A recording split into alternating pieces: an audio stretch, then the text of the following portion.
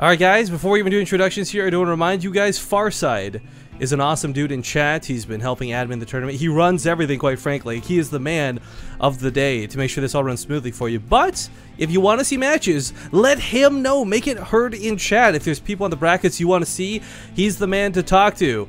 But for now, at the popular request of everybody here, I am Rifkin, joined by Zombie Grub, and this match is brought to you by Base Trade TV. This is the IEM Cologne Qualifiers. This is stage 2. This decides who gets to actually go.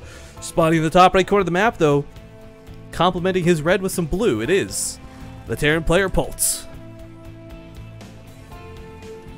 And in the upper left, as the red Zerg, is EG's Suppy. I was kind of thinking these colors should be reversed. Suppy's kind of got the EG blue and Polt's got the red. But you know, whatever, guys. It is Frost, and unfortunately for Suppy, Polt did spawn horizontally to him. Now, this is not the end of the world, but this is probably the least favorable spawn locations that you can spawn in as a Zerg player. Again, it really dictates your third base for you, and it sucks when you're kind of told what to do, right? Now, there are some players who do like to still expand here so they can get more aggressive with their creep and put a lot of pressure across this bridge, but against Polts, I don't think that's going to be a smart idea. Can we just look at what Suppy's, like, decal is? Like, that is... It's like a Murloc. Fish. I'm pretty sure it's like a Murloc skull. That's what it is. A Murloc skull. I've never seen that one before, but it's awesome with the red. It really is, and of course the stronger team colors make everything cooler too on top of that. This is the Game Heart Light map, guys, so to address this really quick before we get into the series, not to bring it up too much more, in the lower left you always see the score displayed down here, whether it's a best of 3, a best of 5, what have you. And more importantly, you're not going to see it just yet, but if you keep an eye on the lower right corner of the screen, you're going to see upgrade windows and countdowns and other wonderful, really cool, nerdy things. And don't forget, you got the player logos as well as the championship, the series, the tournament logos as well, which is really cool to see. But okay, let's talk about Suppy for a moment. I think like everyone knows how good Polt is, and you don't, if there's one guy you don't need to talk up, it's Polt, right? That being said, Suppy's been over in China for some time, I believe, right? Like playing with the TESL and things. He's been definitely practicing a lot harder than he has in the past. He's kind of got school on pause. He's become more of a full-time gamer. His results have been fantastic ever since then. He's one of like 2 actual North American players who has won a North American Zotac Cup, just worth noting in the background. So he's a lot better than he used to be, and he was already pretty good before. He hasn't really made any waves in tournaments that are on, I guess, Americans' radars. As you said, he's mostly been in China doing stuff over there. So we're still kind of waiting on that. This could definitely be a good start. So it's the... I don't want to say it's only a qualifier, but it is only the qualifier. I mean, that just that's pretty it's still pretty great games, right? But I don't know how I forgot this, but you know what? Suppy's actually beaten Polt before in the Home Store Cup qualifiers. Yeah. So this is not the first two these two have tangoed, and it's not out of the question that Suppy could beat Polt. And the big thing about that, guys, is that was before Suppy went hardcore full gamer. Yeah, it was. Those are like so great to watch, but Double Reaper is here, so Suppy has to be a little careful about how he controls those lings. They will go down pretty darn fast. He did get 6, by the way. Usually if you get 6, you want to send 2 of them over to your opponent's side of the map, but the Reapers are just on top of it. Yeah, perhaps a little too quickly. Well, dancing around a little bit. Polt, of course, knows his time somewhat limited with that 3rd queen eventually coming out. Suppy, though, is an overlord right in the middle of Polt's base. A little bit bold, but it's not going to be taken out anytime soon. So he sees everything coming down, including the timing of the starport. And seeing no tech lab on that barracks, he's going to be a little bit more refreshed to know that it's not going to be a Banshee initially, but still could be. I think Polt would want to chase it out of the base first. Yeah. Polt really prefers going for that Viking, though, I would say. Yeah. I always call it the Polt Viking for good reason. I mean, he's the one who does it consistently every time. Exactly. The Marine might actually be able to get this over. That's a little unfortunate for Suppy, as you do usually expect a tech lab, right? I think he can get away. It's going to be close. Polt's not microing it, right? Like, it's just auto-attacking. If he was microing it, maybe.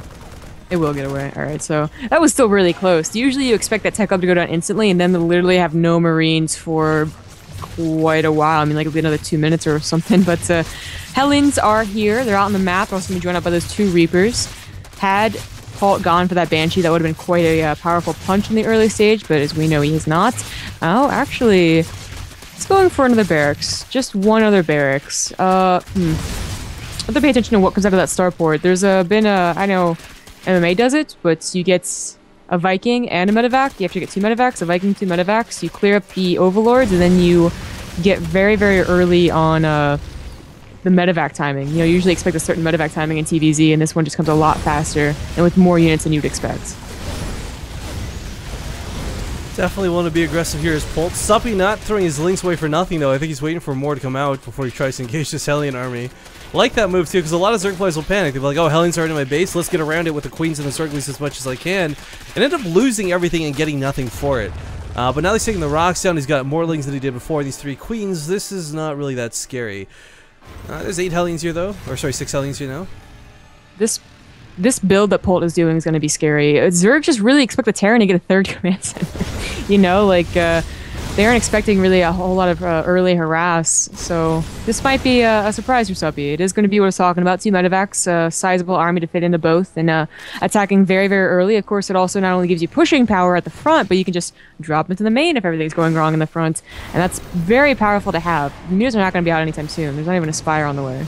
Oh, rip these overlords. Suppy's got to pull them back, but of course that Viking is going to be around the map with that awesome zigzag rally, just looking for overlords to pick off. Typically this Viking in an average game will get like 3 and then end up dying to Mutalisks. That's the time they come out, but Suppy's not going for Mutalisks. He's going for ranged weapons. He's going for that Roach Hydra composition. And, you know, it's really, it's siege tanks that hold that back, but because Polt typically plays bio, and he doesn't get a huge line of siege tanks, if Suppy can get to that mid-game, that late game with Roach Hydra, he may be able to just bully Polt into submission. Well, this is a very key attack right now. It is finally seen by the Creep Tumor. Suppy knows that it's here. Polt will go ahead and stim in, clear up all that creep, clear up maybe a few queens as well. Suppy has a sizable enough army, I think, that he should be okay. Like, he's not going to lose the 3rd, which would be, you know, absolutely devastating. It's scary, though, because the bios... Normally you get the Roaches out, counters the Hellions, no problem. But because there's Hellions and the bio, you can't just run in with the Lings. The Hellions are going to fry him alive. The Stim Marines and the Marauders are going to have no problem dishing out 2 low amounts of Roaches. When these next 10 pop, Suppy goes in and wins. But engaging right now, as long as from the Hellions, it's okay. But the second the Hellions get involved, all that buffer is just going to get removed so quickly. I'm surprised that Polt is not trying to go into the main. There's so many Roaches, but Roaches are pretty slow. That would actually probably be a really good idea. But maybe just gonna see if he can clean up more creep. Well, with his 3rd command center being delayed, of course, that shuts down his economy a little bit, which means he doesn't have the 9 Raxes all with reactors ready to go. His production, his infrastructure is only just where he wants it to be, just barely. Wow, how did he not lose more? Suppy's doing a counterattack. Suppy's like, oh, well, I got all these units, man. Like, this could work, and I think it is. He's getting a single tank right now, but no additional bunkers, and that is a lot of Roaches. Combat Shield's not done yet either. This is a great timing for Suppy to hit, but it's still Stim Bio versus Roaches. This can only go so well. Tank now on the high ground is in siege mode, but the Roaches got to chew through the rings first, and the problem is Roaches hit hard, but they do not attack fast. Now they couldn't reach that tank. Yeah. Meanwhile, Roaches are actually choked out in Suppy's natural. Medevac's going to pick this up, and this is where it gets problematic. Roach Hydra's a really strong composition because the unit, it's hard to break. Like, fighting this army head-on is difficult for a Terran player, but with no Mutalisks, Polt's going to be able to drop. And Polt hasn't been afforded the opportunity to drop in probably like 4 months, because Mutalisks have always shut him down. So the second he gets unleashed, it's going to be like watching Goku go Super Saiyan for the first time. Like, Suppy is not going to have a chance. So he's got to... It will be very dangerous. He's got to consider, you need static defense with this if you get bullied into that sort of scenario. But for now, still dancing with 1 medevac drop, causing so much damage. Like, well, it's 2 medevacs, but like 1 drop full of units has been really harassing Suppy to like no end here. They've traded evenly on the worker kills, though. 16 to 17. Polt getting 1 more. The worker count's currently 44 SCVs to 56 drones. And Suppy is getting a Baneliness and a Spire. Interesting. I gotta say... Oh.